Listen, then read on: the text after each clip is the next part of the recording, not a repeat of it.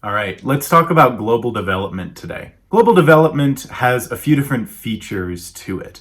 On the one hand, we are talking about the overall rising capita that countries experience. So their GDP is the most common measurement of this, and we do see a global trend that countries are just becoming wealthier. They're able to produce more capital and participate in this international trade system that we've set up.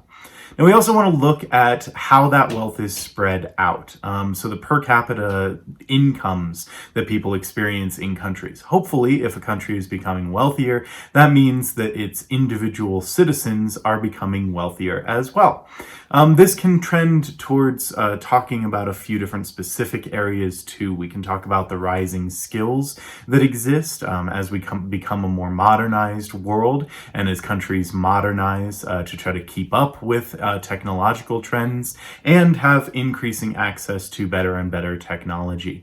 This is something that we see overall as a truly global trend. Countries are reaching out and working together to reach towards these higher areas of experience. Now, that's not to say that there aren't some downsides to this. Unfortunately, this has been a very unequal growth pattern, as you can well imagine. Just because countries in the developing world are experiencing a rise and are experiencing a pretty significant increase in their overall GDPs, doesn't mean that the already developed nations aren't miles ahead and already have a significant advantage over them when it comes to these kinds of development questions. Now, one of the major areas you want to focus on when we're talking about this economic development are what we call newly industrialized countries. These are countries that have recently experienced the true benefit of this globalized development system. They are creating self-sustaining economies. They are able to produce a product that is valuable in the international system. As we've talked about with international trade, they have this competitive advantage in some area. And that typically rises out of having a specialized niche that they produce. So they found a niche within the global economy, something like technology, that they can truly specialize in and take the forefront of development in that specific area. We specifically focus on four nations of East Asia that have become known as the Four Tigers. These are four nations that have done extraordinarily well in developing over the past 3 decades. Those specific four nations are South Korea, Taiwan, Singapore, and Hong Kong.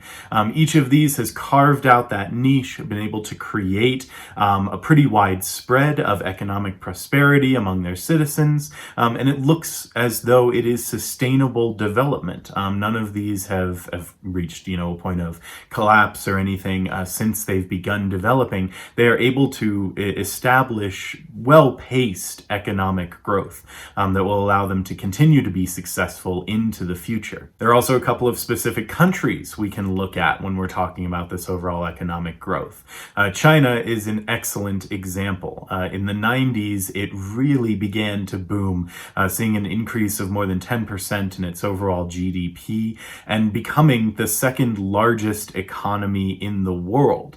It also helps that it has an extremely large population. It has a population of over 1.4 billion people now, which has helped to cement it as a true economic powerhouse on the global stage. Part of what has helped this process is that it's no longer truly dedicated to its somewhat outdated communist political system that it established in the 50s. While it still has the CCP, the Chinese Communist Party, it is much more capitalistic now. It's really embraced this sort of free market capitalism on the international stage, and that's helped it to step up and really compete with some of the foremost economies of the world. This has also been aided by a pretty significant increase in investment from multinational corporations. So we see a lot of MNCs that are going into China for their own development. It's a great source for inexpensive labor, and that's just part and parcel with having such a large population as China does now.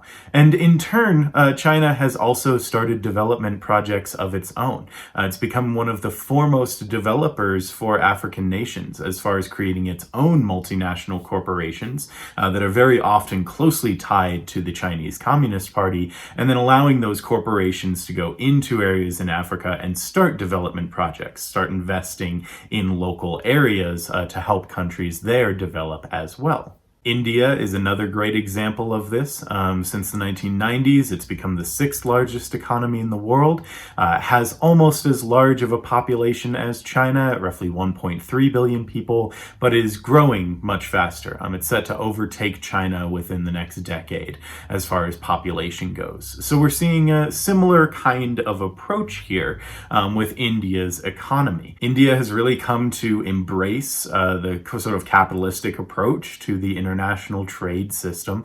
And that's been helped in large part thanks to the IMF and the WTO doing a lot of development work to help India into a more modern economy.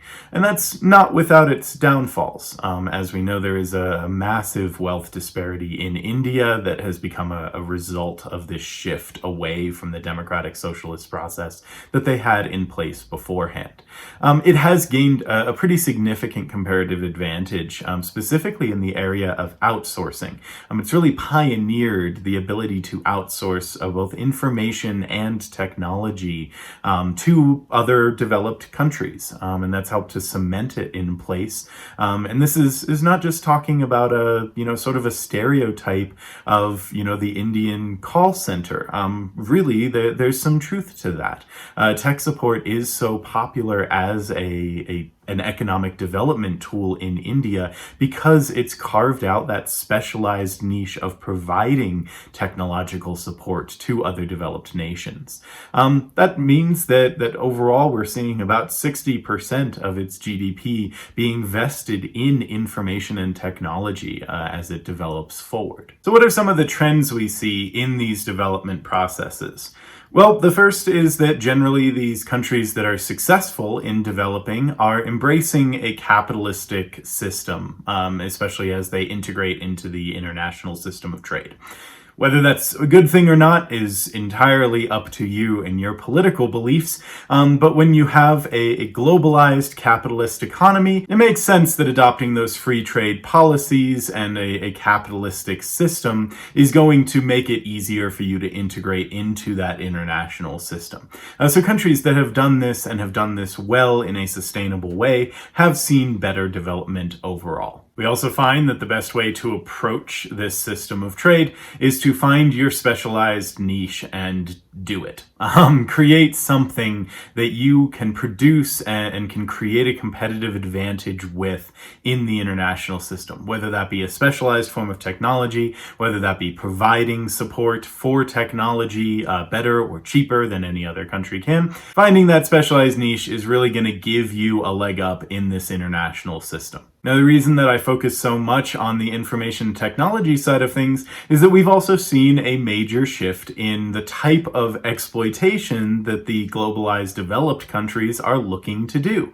They're no longer just looking for the raw resources that they used to. So whether that be human capital, whether that be diamonds, gold, anything like that, they're now looking to exploit this specialized niche of technology as much as they can. And so that gives you a better competitive advantage if you're looking at developing as a country. And that's really your best hope. If you can find investors in the first world, or the developed world, or whatever antiquated terminology you want to use for it, if you can find investors there, multinational corporations that will come into a country and help you develop sustainable economic models, that is the best way to develop nowadays. There are benefits to that for the companies that come in.